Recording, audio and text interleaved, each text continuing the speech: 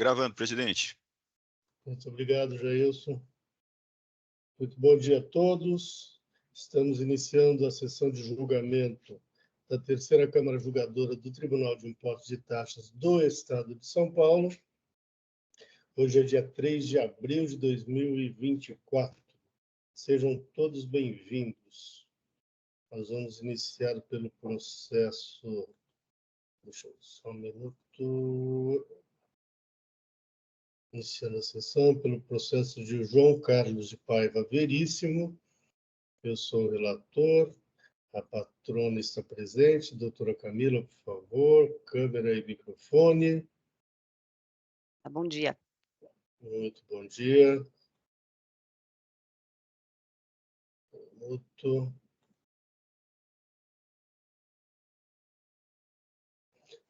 A acusação é falta de pagamento no ITCMD por transmissão causa-mortes. Doutora Camila, eu já adianto, eu estou convertendo o processo em diligência, mas, por favor, fique à vontade para fazer a sustentação oral. Ok, obrigada, presidente. Eu posso compartilhar a tela aqui com uma apresentação para acompanhar Pode. a sustentação? Uhum.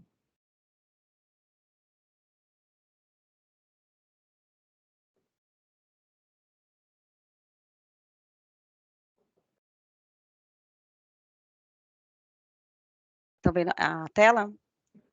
Sim. Já aparece. Vou aumentar isso aqui.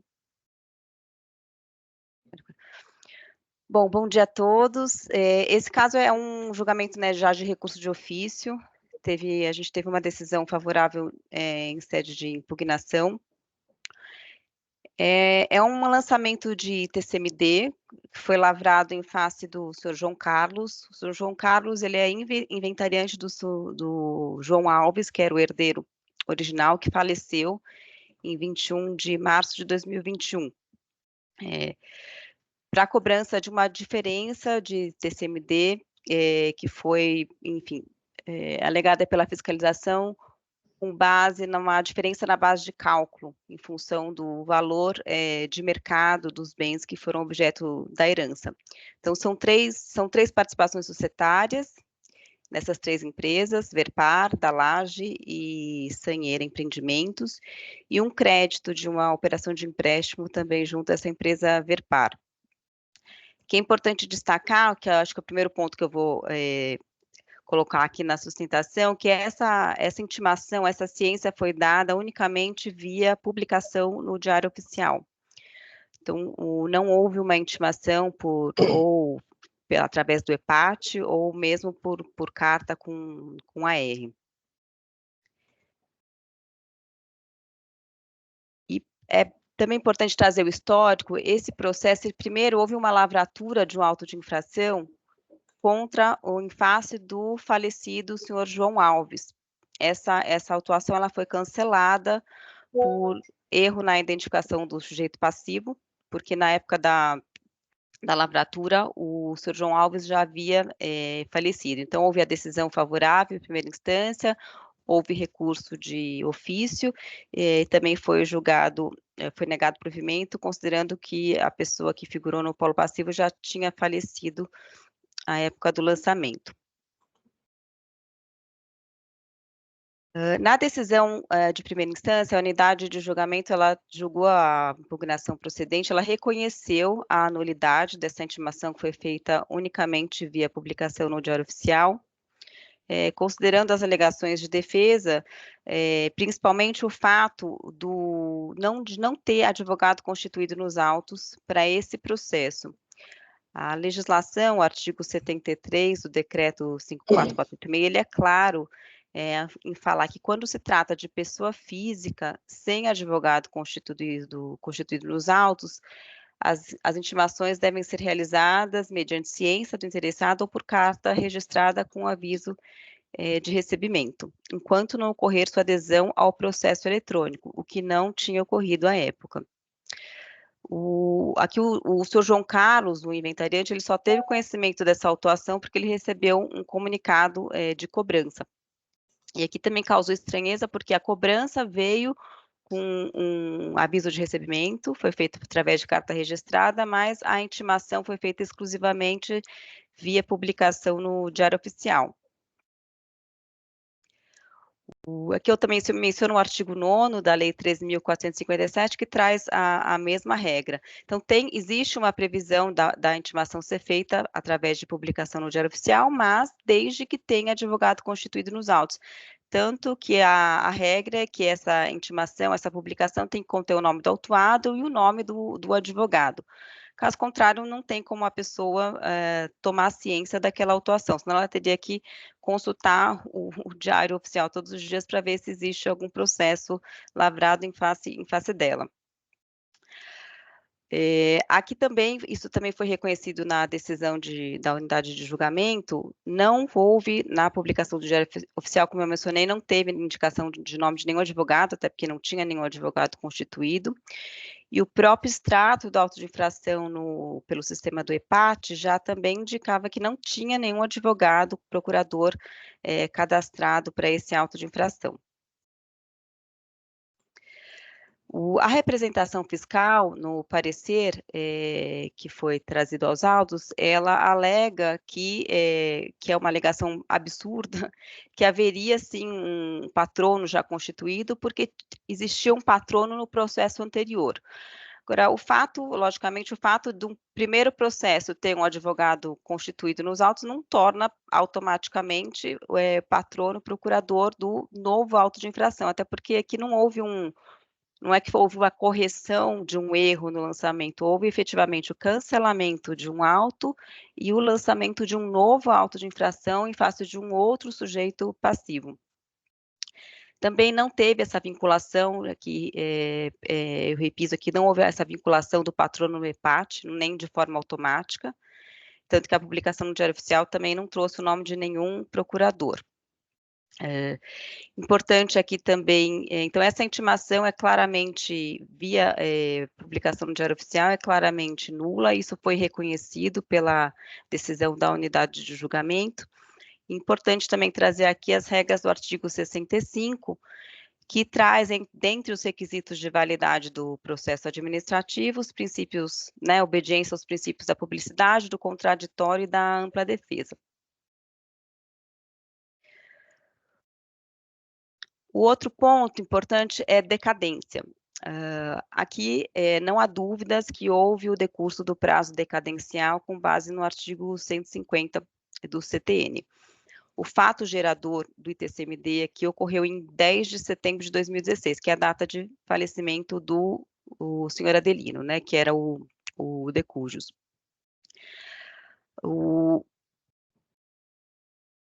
Esse auto de infração, esse novo auto de infração, ele foi lavrado em 1º de julho de 2022. E via essa suposta ciência, por meio do Diário Oficial. Então, a ciência, de fato, pelas regras do artigo 9º da Lei 13.457, se deu em 16 de julho de 2022.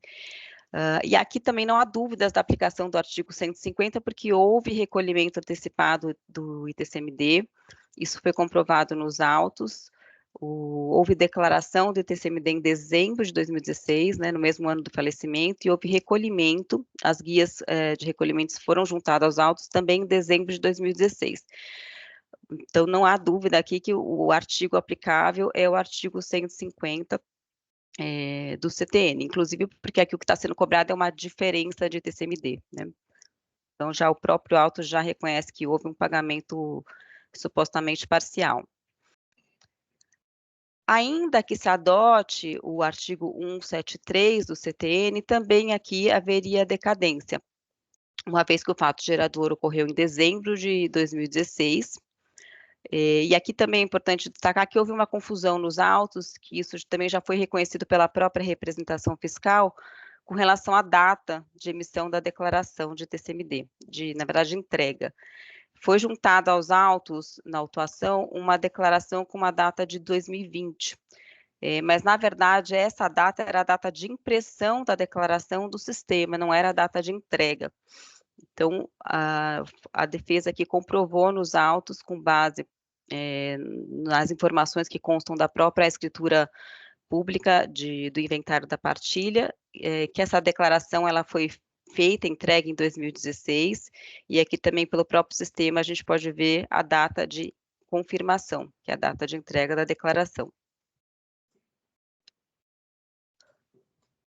Isso já não é incontroverso, mas só para ficar mais fácil visualizar, aqui a gente trouxe duas declarações, uma que é essa que foi juntada depois pela defesa, que é uma de dezembro de 2016, que já comprova que ela já existia, né? E a outra que é que foi juntada aos autos com uma data de outubro de 2020, que é justamente a data, né, que foi impressa do sistema. Então, aqui não há dúvidas que se operou a decadência, seja aplicado o artigo 150, seja aplicado o artigo 173 do CTN. Um ponto importante, no parecer da representação fiscal, eles trazem uma alegação de decadência com base no artigo 173, parágrafo único do CTN, alegando que haveria uma medida preparatória de fiscalização ocorrida em 2020, 2021, que isso interromperia a contagem do prazo decadencial. Ora, veja, a interpretação que foi dada ao artigo 173 é totalmente incorreta, porque essa disposição do parágrafo único, ela não existe para estender o prazo decadencial, ela tem que ser lida juntamente com o caput do artigo 173, o inciso 1º. Logicamente, então, a regra geral é que o prazo decadencial, quando aplicável 173, que não é o caso, mas quando aplicável, é do primeiro dia do exercício seguinte ao que o lançamento poderia ter sido efetuado. No entanto, se existe uma medida preparatória anterior ao primeiro dia seguinte, então, obviamente, o prazo decadencial ele começa a contar a partir dessa medida preparatória. Então, essa regra é para antecipar o início da contagem do prazo decadencial e não para estender esse prazo.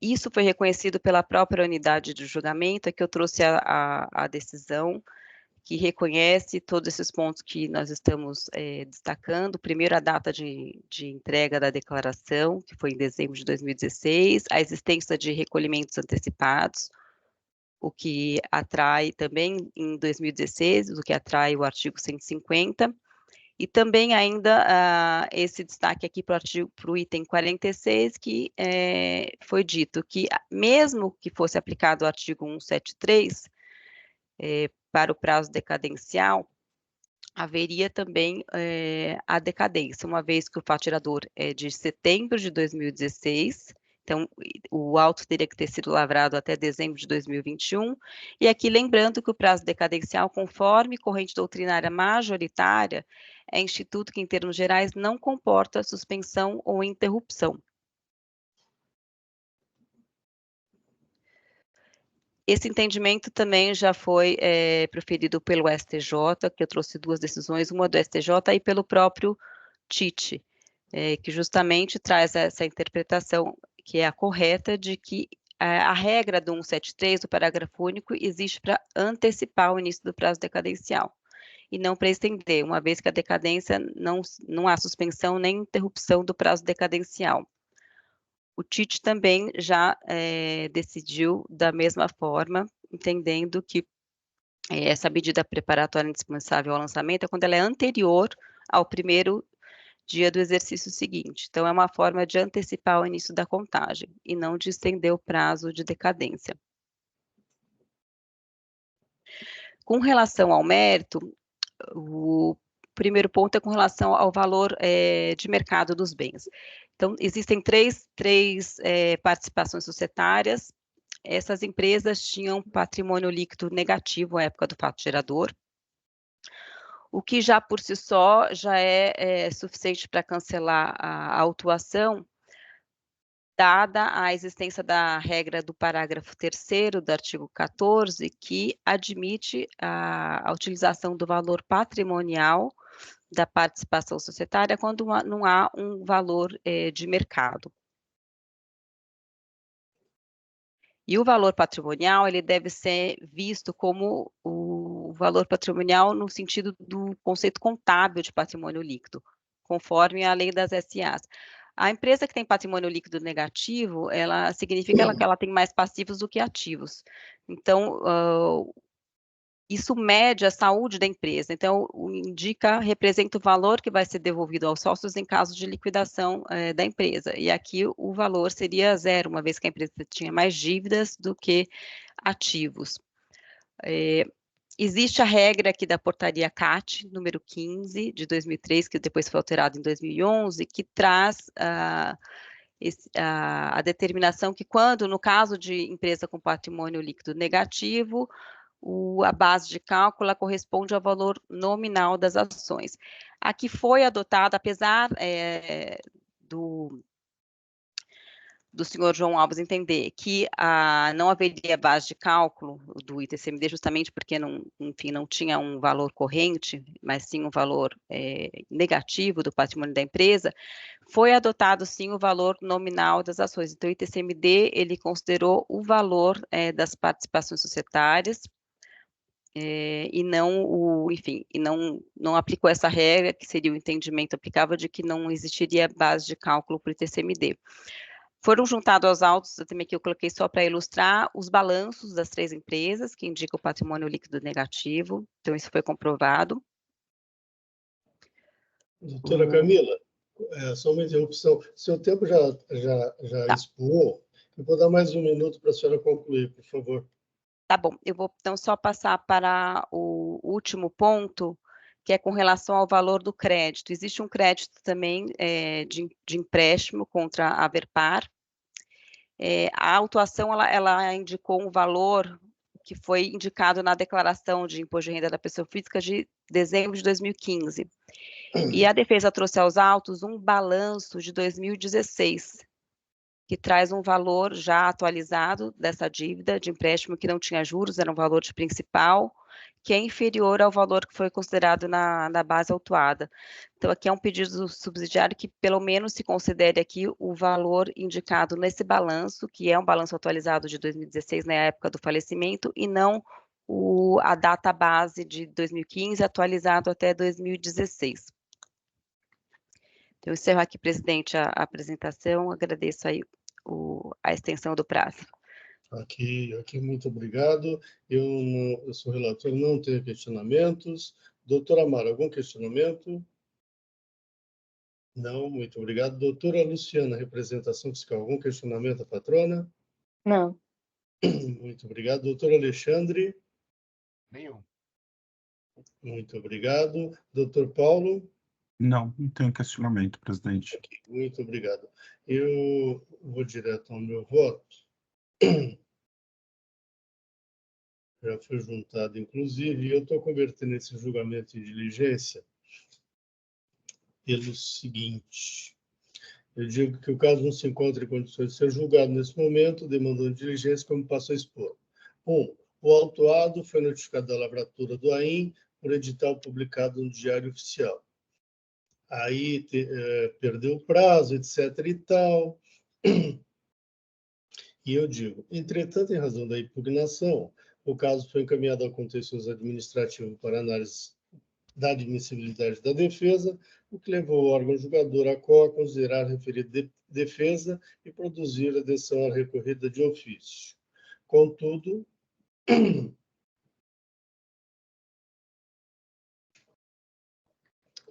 não há informação nos autos de que a aparente homologação, o delegado homologou lá, o AIM, depois de transcorrido o prazo para apresentação da defesa. A folha 1852 aparentemente está homologado aí. Ele deveria ir por um outro caminho, mas o que eu digo? Contudo, não há informação nos autos que a aparente homologação tenha sido revogada ou desconsiderada por quem de direito. Item 2. Não há certeza quanto à data da declaração do ITCMD, que tem duas datas aí em questionamento. Considerando que a data da declaração do ITCMD é fundamental para a contagem do prazo decadencial, é preciso que não haja dúvida quanto a tal fato. Em razão do exposto, voto no sentido de converter o julgamento em diligência para que a autoridade fiscal autuante, ou quem lhe faça às vezes, adote providência no sentido de a. Buscar informações junto ao delegado regional tributário da DRTC-3 sobre se foi efetivada a retificação do AIES ordial e se houve a revogação desta. B. Comprovar a data da emissão da declaração de TSMD de número tal. É assim que eu voto. Eu já adiantei o voto aos senhores. Vilmar, só Pois uma não. pergunta. Eu estava lendo a escritura e a escritura fala que foram apresentadas as guias de pagamento e a declaração. Isso está nos autos? Está nos autos. Quer dizer, tem a declaração, tem o pagamento dos... Tem lá em 2016. E tem duas datas da declaração Não, feita... isso eu vi também, que eles juntaram uma de 10 Isso. de 2020 e outra de... Mas é que eu estava querendo saber se efetivamente houve a declaração, vamos dizer assim, se constaram nos autos as guias, né? Foi feito extrajudicialmente. Não, mas com as guias de pagamento, isso para mim comprova. Mas não me oponho como é que fala? Eu prefiro esclarecer. Está aqui, está posto, não tem dúvida mais disso. Porque houve a homologação pelo delegado. Homologado, ele vai para a cobrança. Não houve defesa, ou seja, a defesa foi intempestiva. O delegado homologou, o caminho natural é ir para a cobrança, a não ser que a própria autoridade revogue isso. Não há isso nos autos. Na revogação da homologação do AIM. Né? Não há nos autos. Então, ele tem que dizer o que aconteceu aí. Aí vem vai para o juiz, o julgador monocrático, ele aceita um fundamento, ele ia falar, aceitei os argumentos da parte, não sei se isso é suficiente. Então, vamos primeiro pela ordem, né? Esclarecer as duas questões. Agora, esclarecidas, aí a gente passa a discutir. Tá, só uma pergunta. Por que está sendo autuado um inventariante? Porque só ele que é... Não, tudo bem, mas não é débito do... Morreu, faleceu o Deocurso lá principal, aí o herdeiro faleceu e é contra um terceiro. Tá. Quem tá respondendo é o espólio... O herdeiro do herdeiro. Não, porque certo, doutora Camila? Certo. É o herdeiro do herdeiro. Foi feito Eu queria deixar para discutir isso depois. Não, tudo bem, era só para entender por que autuaram ele. A gente discute tudo isso. Tudo Entendeu? Bem. Ok? Podemos? Obrigado. Então é isso. Em discussão, doutora Mara já fez os questionamentos. Doutora Luciana. Muito obrigado. Doutor Paulo. Não, Belmar, eu acho que é principalmente a diligência importante para o aspecto pro primeiro aspecto que você colocou. O segundo, até posso concordar com a doutora Mara, que não sei se era obrigatório, mas já que está convertendo em diligência, vamos esclarecer todos os fatos. Perfeito. Doutor Alexandre. Eu concordo com a diligência também, presidente. Muito obrigado. Encerrando os debates. Quórum.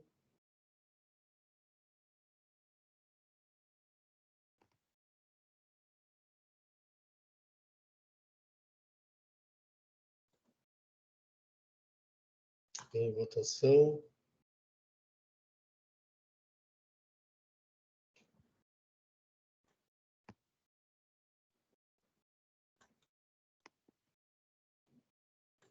Encerrando votação. E encerrando o julgamento. Doutora Camila, foi então convertido em diligência nos termos do meu voto. Muito obrigado. Até o retorno. Obrigada a todos. Até a volta.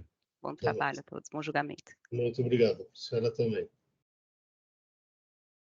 Próximo voto, 8, Brasil. Relator, doutor Paulo Maceta.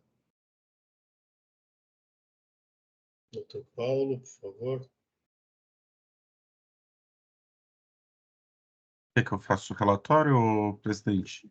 Pode ir direto ao voto, se quiser fazer um resumo também, fique à vontade. Eu não sei, a patrona vai fazer a sustentação ou está só acompanhando? Não tem, patrão. Ah, desculpa. Não tem pedido de sustentação oral, né? Tem alguém acompanhando? Que eu não estou vendo. Eu, doutor? Ah, tem a doutora Ana saiu. Eu achei que a senhora tinha a doutora Camila. Mas vamos lá. Então, tá bom. Então, eu vou passar direto ao voto. Um segundo só. A alegação da autuada de que o presente aí é nulo por não ter sido omitido ao SF antes do AI não merece prosperar.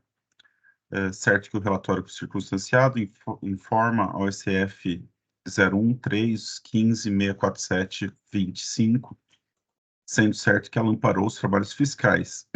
Na notificação que o FR solicita, ainda na notificação tal, o FR autuante solicita que, diante do indeferimento do pedido da autuada, seja informado se foi realizado o crédito e informa.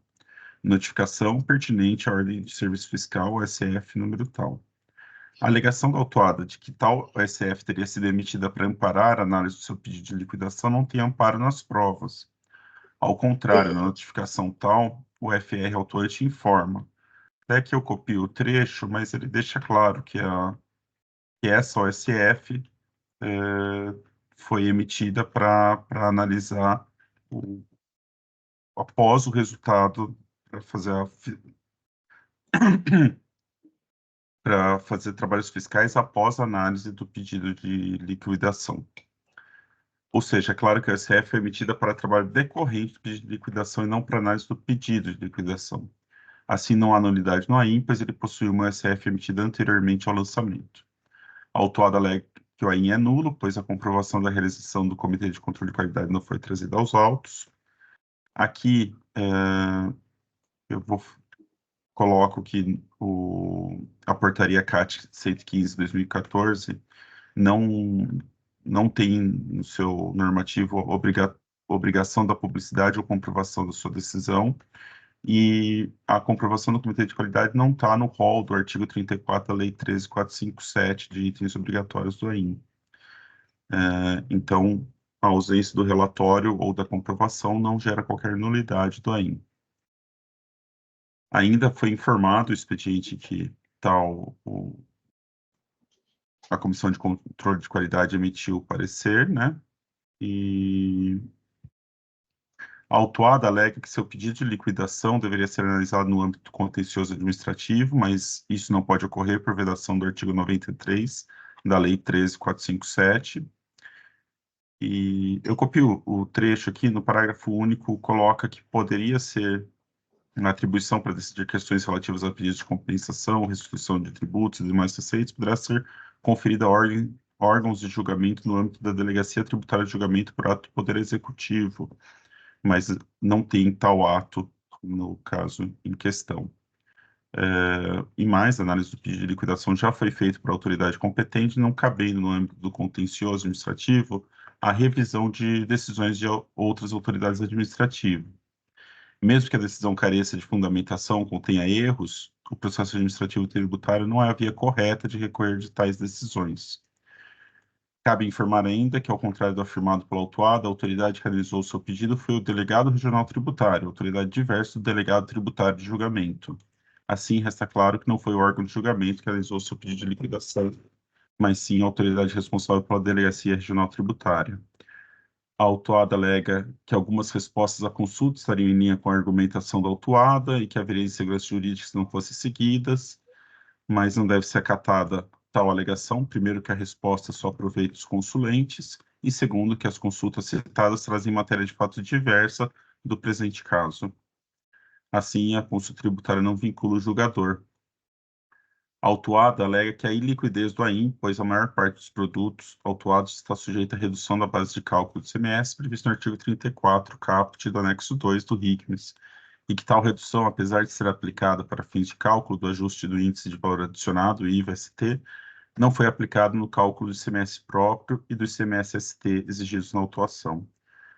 Aqui cabe ressaltar que o FR autuante detalhou como a redução da base de cálculo impactou o cálculo do ICMS-ST, né? Eu copio aqui o trechinho que ele explica.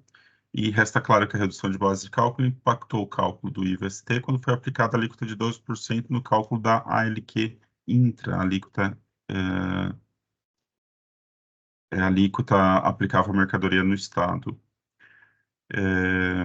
O cálculo foi realizado em linha com a decisão normativa CAT 01/2008 e a alegação da autuada de que, apesar de ter sido utilizada a redução do cálculo no IVA-ST, ela também deveria ser utilizada no cálculo do ICMS, ST e ICMS próprio, não pode ser acatada. Primeiro porque a autuação recai sobre o ICMS-ST, né, devido na qualidade de substituto tributário, devido por ocasião da entrada na lista.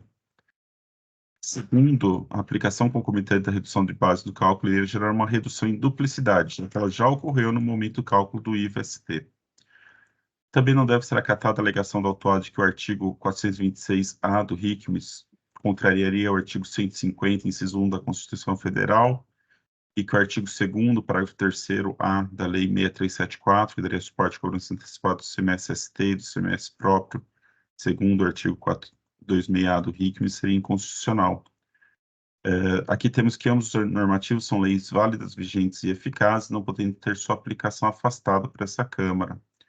As hipóteses que permitiriam afastar uma lei por constitucionalidade estão expressas no artigo 28 da 13457 e não ocorrem no presente caso.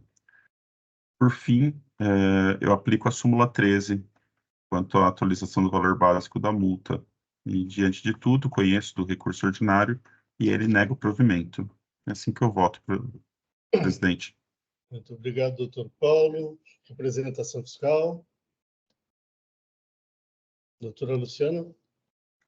Estou de acordo. Muito obrigado. Doutora Mara. Estou de acordo. Doutor Alexandre. Acompanho o voto do relator, presidente. Muito obrigado. Eu também acompanho o voto do doutor Paulo. Com isso, encerro debates.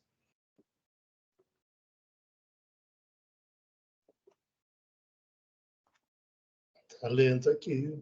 Um segundo só, eu não registrei o voto ainda, presidente. Eu fiz uma alteraçãozinha que eu estou... Não está permitindo.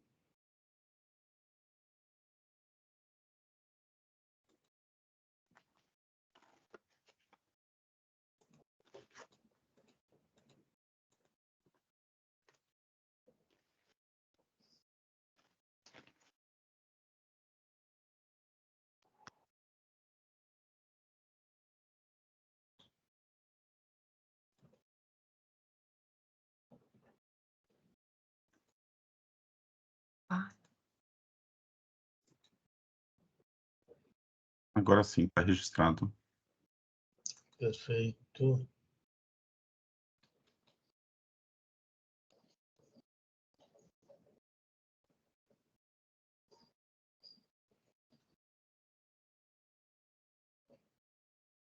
Quórum.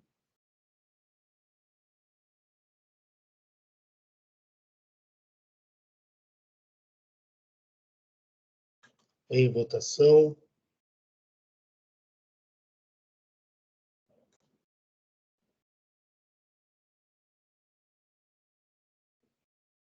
Encerrando a votação. Encerrando o julgamento.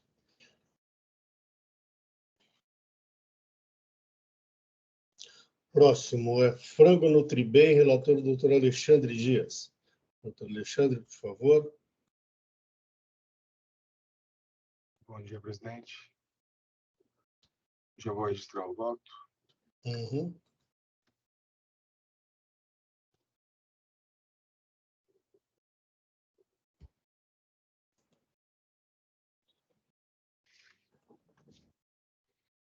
Eu já vou adiantando, eu não estou conhecendo do voto, presidente. O contribuinte apresentou renúncia ao processo administrativo para fins de aproveitamento de redução de multas. E, posteriormente a isso, já foi feita a compensação do valor devido com o crédito acumulado. Perfeito. O doutor Alexandre já adiantou o voto para os membros da Câmara, todos já conhecem. Sim, já está registrado. Não estou conhecendo do recurso ordinário. Perfeito. Obrigado, doutor Alexandre. Representação fiscal, doutora Luciana. De acordo. Muito obrigado. Doutora Amara. Muito obrigado. Doutor Paulo Rafael Maceta. De acordo. Perfeito. Então, eu também estou de acordo. Quórum.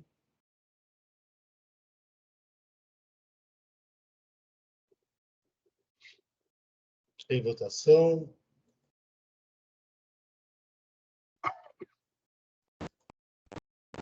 Alguém falou alguma coisa? Tem o microfone aberto, doutor Alexandre. Tá, ok.